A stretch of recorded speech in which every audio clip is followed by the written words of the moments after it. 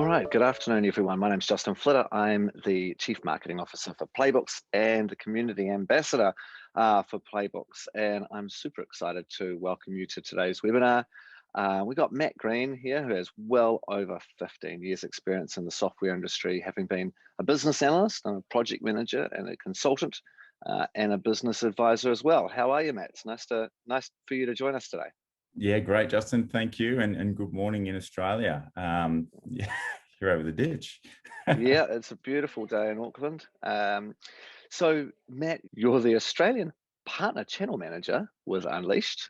And Unleashed is one of the new partners for Playbooks. You're an inventory management system to help businesses manage and move product.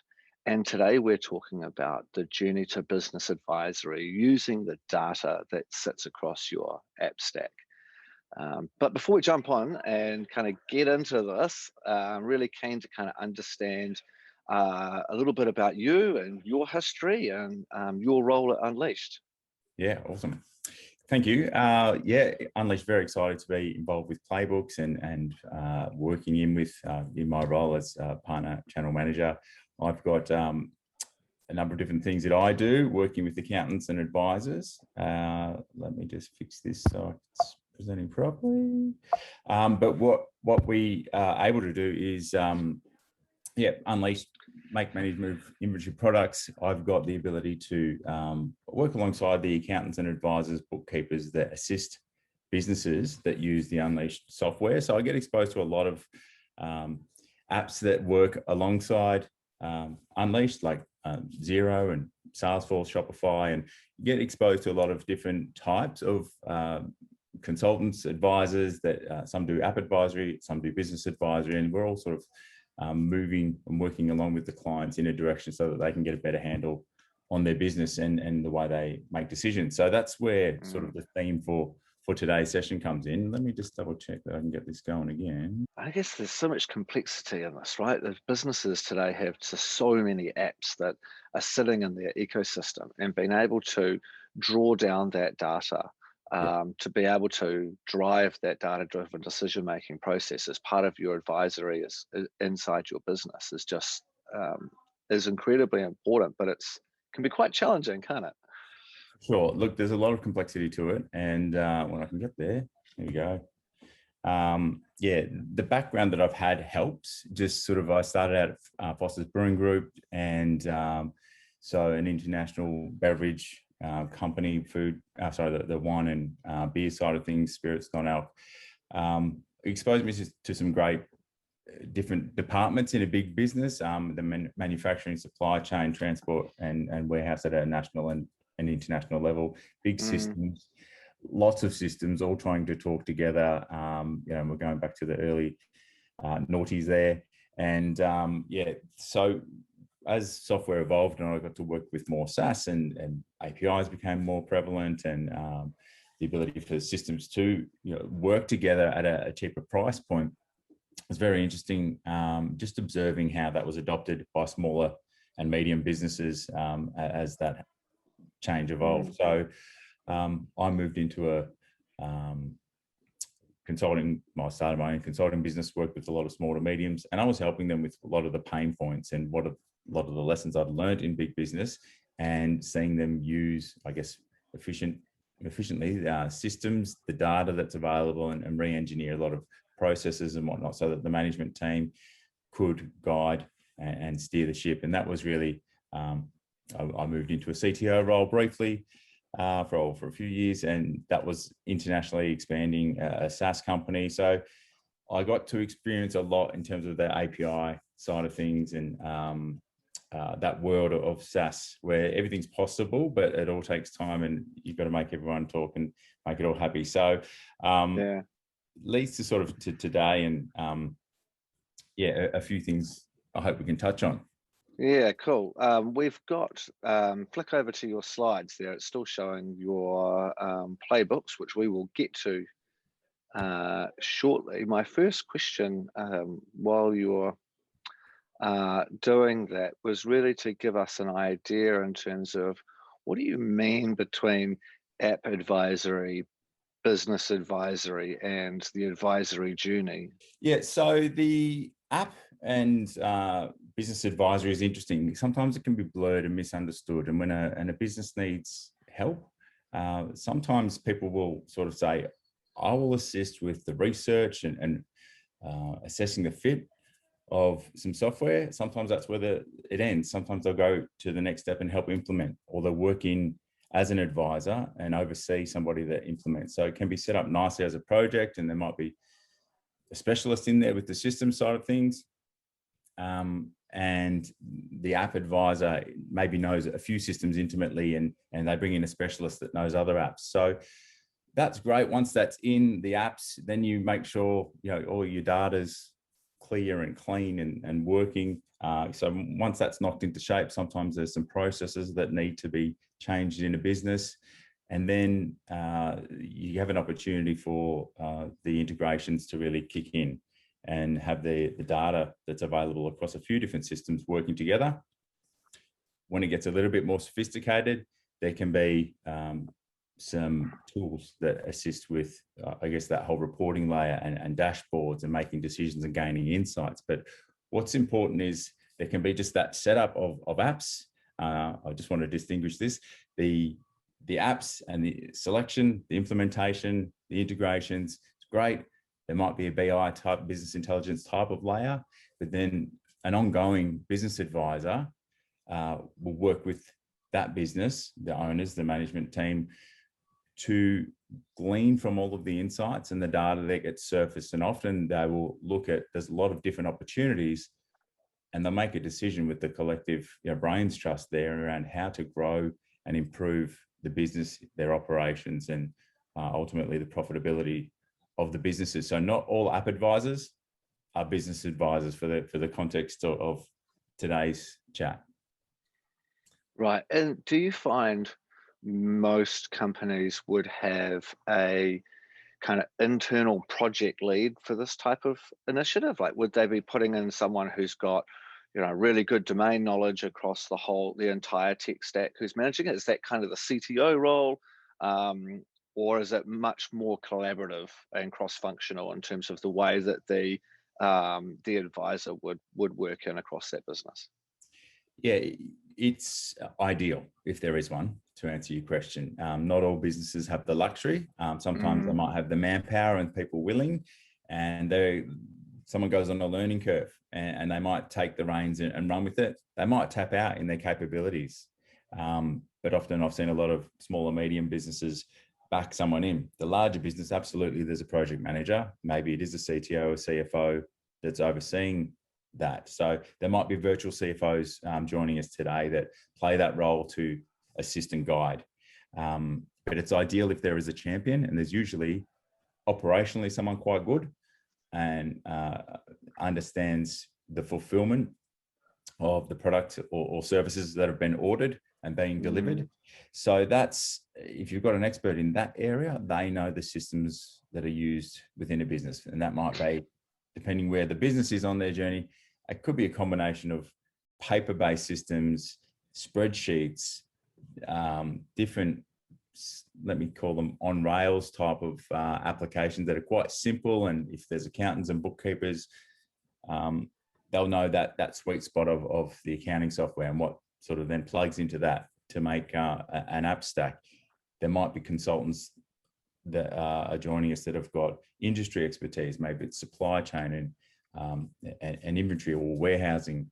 So warehousing management software. So if that's the case in ERP and they go into that bigger size company, ideally you do want someone and clear roles and responsibilities around who will play what part in getting apps selected, implemented, and then optimized as time goes on. I guess, with accountants and advisors who are asking questions of the management teams within their clients have a huge role to play. They're quite influential in terms of driving a company towards adopting new processes, adopting new software, and the positive outcomes that come out of that. So where does how are you seeing, business advisors? What are the trigger points? How are they playing that influencer role to get their clients' businesses moving forward? Yeah, I think it starts with, it's a great question. The awareness of let's who we're talking to here, Justin, today. You might be wanting to do more of this advisory work. So your role might be different to somebody that is a seasoned advisor that's been doing this for years and has a lot of experience with different projects and or companies of certain sizes or in different industries. And I think that part is really key in today's, we've got a short space of time to talk to this, but having an awareness of where you are on your expertise with apps, or you might have a team, maybe that's a specialist or two, and that might be 10, 15, 20% of your staff that are the ones that spin the spanners, know everything under the hood with all of the software that you're assisting clients to implement or bring all the data together under one sort of reporting suite. So knowing where you are in your journey with growing your experience is key, because part of your role to guide and advise a business is helping them recognize where they're at as well on their journey. They might be way too optimistic. They've seen or someone else's business or just watched something on YouTube and they're like, wow, I want that. All singing, all dancing, dashboards, pretty, telling me exactly what I need to know, when I need to know it.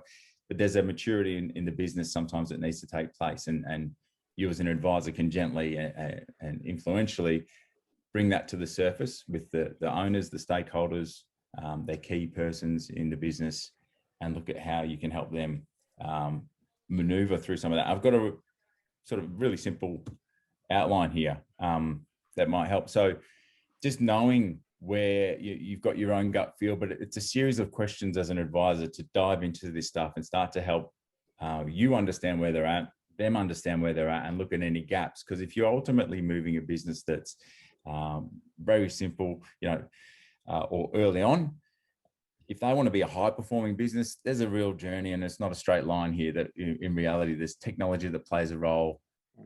It's their ability to follow process and disciplines and even introduce and evolve those so that there's process improvement, because that helps improve the performance of that business overall. So you'll have some honest conversations, ask some great questions as an advisor. And I've got some things, and that's where Playbooks is great. We've got some steps in there that I was showing you earlier accidentally. Being able to understand where a business sits here initially and show them how you might move there, it's a key. So some simple insights.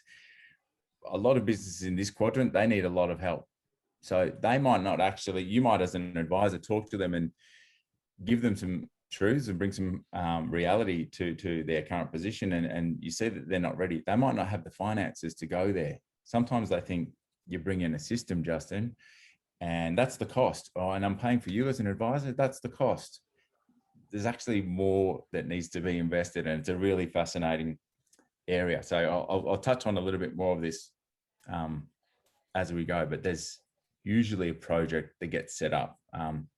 Tech issues can restrict somebody moving into this space. You might guide them in your business because you've got the specialists, or you might bring them in, the specialists that are, it's some great app advisors around Australia and across New Zealand as well. So majority of small to mediums that have survived and are growing, that they're sitting up here. They've got some good process and some good discipline. They've got sometimes a good gut feel and the right people in the right place. Enough systems have matured, but you want that sort of balance. And this is where majority of small to mediums grow and make it into this place. And everyone might look, there's different size businesses and different aspirations for business owners, but larger enterprises are up here. And that's sort of where I started. And a lot of advisors, accountants can come out of some of those larger businesses as well and bring that expertise to the table. Yeah, I guess, I'm in my kind of putting my marketing hat on here. It's, we're recommending different solutions. And I guess as an advisor, you kind of have your suite of tools that you have strong skill set in, and you've got internal capability to be able to advise and roll out and deliver. But then there's some which are outside your skill set. Perhaps you've got to get a specialist to come in. But we're also asking, what do we want to achieve? What is our process? Do we understand what that process is, or does it need to be really defined? What data have we got? What data do we need to have? And then also looking at that capability question. So long term, how is this going to be managed and supported in order to be able to roll it out? And all those things will factor into the different costs and complexities of it, don't they? Cool. So hopefully you're seeing my screen there with playbooks. Yeah, awesome. So you can search for app and business advisory and you'll find this set of plays. So I just sort of numbered them. We'll get a little bit more organizing, but if you dig into the detail, what we've got here is just a higher level, some discussion points. So if you're helping the client determine their vision initially with where things are at, what they want to do with data insights, because sometimes it's just pie in the sky sort of stuff. So if you've got a series of questions for you to be able to walk through with a client, it's going to help you start to unpack some things. So understanding their current systems, what have they got? What does that combined system tech stack look like? If you're focusing then on the core processes of their business and looking at how they take an order through to how they receive payment, that order to cash process, these types of tools and understanding what they have, where there's gaps, where there's reporting needs, where there's pain points. I've just gone through a series of different questions for you to be able to work through and have a look with the client, their personnel, their stakeholders, what you need to consider their experience, the experience gaps that they may have, looking towards even their system requirements. And sometimes they've got an idea, they've done research, have been digging around. As you were just touching on, Justin, sometimes you've got a preference, certain systems. You might say, great, I meet a lot of advisors and accountants that really want to pick the right software for the customer needs. And so that's understanding current state, but also where they want to go. And sometimes the systems that they've got, they're not even fully utilizing those. So I touch on that and a bit more just in some of these questions in this app and business advisory. I think that's such a good point, Matt. So many times companies are selecting solutions that they don't end up, they're only using a fraction of the features and functionality. And it's been sold into them because they might feel like they need to have, one size fits all type of a product. And so you end up using a fraction, and it comes down to what is the actual outcome here? What do we actually want to create? And what do we actually need to achieve with this?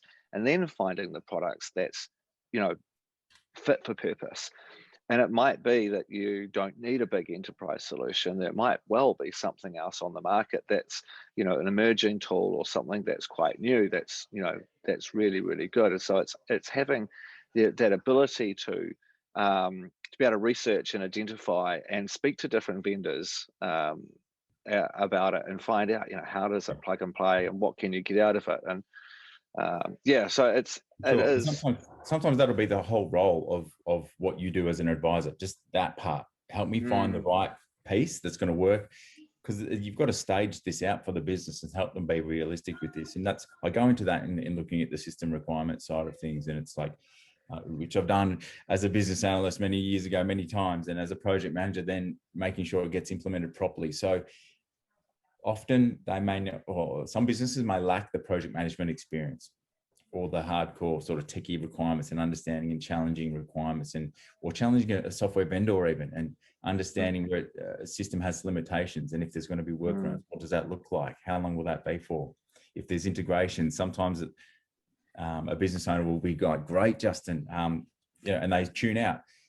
Systems integrating does not mean every single field of data from this system talks to and has a matching data point in another system. So being able to understand in the processes of that business, the core processes, order to cash, where the systems are going to play a role and where an integration is going to play a role, because ultimately it's not just having the systems talking. We want to pull the right data out to move towards, if there's a business intelligence layer, there's quite a number on the market, and being able to surface that in the right way to then make sure that there's data integrity in the systems. But once that comes through to basically a digital displayed layer where they can understand and gain insight, there's analytics, they're looking at the right metrics in the business, they're looking at the key performance indicators. That's when you really start to party with, the business advisory conversation and the ongoing. And that's not like, right, here's the keys, it's all ready to roll. You will then each quarter or monthly, depending on the business, if you're an advisor and how much you interact with these businesses, it's gleaning from them what they're executing and how that's having an impact on their bottom line on the focused areas, and making sure that the improvements that are there and what you shoot for are then being realized. Oh, implementing that new tech stack is really the start of the journey almost, isn't it? Because it's that point that the insights that you're getting and the decisions that you're able to make really start adding value into that business, because you should be making much more intelligent, quicker decisions a lot faster, and you're able to remove that gut instinct and trust the numbers, right? So it makes everything. And I guess, so there's that. There's also the journey as an advisor that you need to take your client on. And often I think, well, tell me if I'm right in this analogy, but I think the advisor is almost the translator between the technical person and the non-technical that might be a part of the leadership team, and actually helping them to understand, so what do integrations mean? What is this going to enable us to do? What's the business impact going to be by going down this path? And so you're kind of that the translator in the middle between the technical capability and the business outcomes. Often it is, and there's two parts that I'll touch on here very briefly. Being able to help them identify where they're at and where they're trying to go and what the gap is. You might bring in the specialists, or they might have those people in-house that can do the translating, but sometimes you need to frame that up in the right way into the manager to, what they're driving towards, what their vision is. And I'll show you a very quick tool. Hopefully this works this time. All right. See that. This is based on something called the Nosters model. So this is a change management framework, very quickly explaining with the business owner that if you have all of these pieces in place and clear, then you are likely to have a successful change. If there's a lack of vision by the business owner, or the stakeholders are on a different page with their vision, you may need to clarify and highlight that and get everyone on the same page, or else there'll be confusion. If there's a lack of skills, sometimes they're backing in their people, but you've got to call it out. Maybe this staff member isn't up to scratch. It might be that they've got a bookkeeper that's only able to do so much, or isn't able to go on that learning curve with some new technology and go the distance. So you might have to highlight those things. If they don't have the skills, there's anxiety in the mix. That all of these things can grind a successful change to a halt. And you, as the advisor, are often navigating this and guiding the business owners through this. If there's not incentives, and that incentive might be, it's not necessarily sales or commissions or anything like that. What's in it for me? How does this improve my life? Sometimes bringing in new systems means, well, it always means learning for a business. But in someone's individual role, how does that make things better for them or for the business? How do they contribute? And does that mean there's going to be process efficiency for them elsewhere? Sometimes that needs to be realized over a period of time. If not, resistance, nothing in it for me. So resources, calling that out. If you're project managing this, you can see if they got the appropriate resources, or are they trying to really stretch everyone too much. That's not healthy for a business. There's not just the frustration of the individuals, but there can be the stress and the strain on the business, and then productivity can reduce. So during a period of learning and projects software being adopted, there can be just a slow of productivity, and that can be just frustrating in itself. And if there's not a really clear action plan, then everybody can feel like they're just running on this treadmill trying to get all this stuff done. But that's based on something called the Nosters model. We'll work out how to make that available through playbooks along the way. But that's something that's quite handy and probably some trends just before we go, things that I'm seeing just for you to assess where you're at in your journey as an advisor or as an advisory business. Being able to do projects remotely and assess a client's business, do training. The traditional way of doing training might have been face-to-face, might be in big chunks of time. And if you're doing it via Zoom, for example, remotely, that's the world we're living in now. There's probably a lack of ability, apart from a few minutes at the start, as far as building rapport with a business that you're training or is being trained under your supervision to get apps in. Sometimes staff in front of everybody behind a screen, either they'll tune out, they won't ask the questions. There's not the breaks where they can just go and catch somebody or challenge something, raise questions. So be aware of that. And if your model of helping implement software, if you're an advisor that does that part, just assess your own model, your own training model. And there's also the change management piece, which this is part of here. So is that like you want to shorten those sessions down, and where you might have gone in and done a one-day workshop with a team, perhaps break that down into 45-minute sessions or something like that, so you're keeping the you're holding the attention, but you're giving people the time to discuss and reflect around them? Very practically, yes. If you can identify that you're doing this remote, rather than doing a whole day's worth of training or half a day, you might do some things that are very vanilla, sort of very basic and clearly understood. If it's setting up the chart of accounts and general ledger and doing a few things, you might just like, here that is, and you just sort of slip that in. And the frequency of your updates to stakeholders might have been monthly. If you're doing this stuff remotely, it might need to be more frequent now. So that's probably a tip that I'm seeing amongst, and it's probably through experience where people have not had the same outcome, and then go live happens, there's more resistance to change, and perhaps it doesn't go as smoothly as maybe it had if you were on site a little bit more. So watch the frequency of your contact point and managing stakeholder relationships. You might need to have more frequent communication to manage the change a bit better, ensure that that message is getting down to the grassroots and to the factory floor or whatever it may be. So that's really important for change to be successfully adopted. So a couple of tips for you to assess whether your past model is going to work today in this remote world. Hey, look, I think they're great insights, especially in terms of the way that teams are, changing the way that they work and just adopting your process around that. I just wanted to say thank you very much for joining us. It's been really interesting to get your expertise and experience to help other business advisors around New Zealand and Australia build their app advisory capability and thinking about how they take their clients through this process. And it can be complicated, but I think with some good planning and some good understanding of the process that you're taking companies through and those important elements, it's going to be a lot more seamless and intuitive. So any kind of last key words that you want to share with us?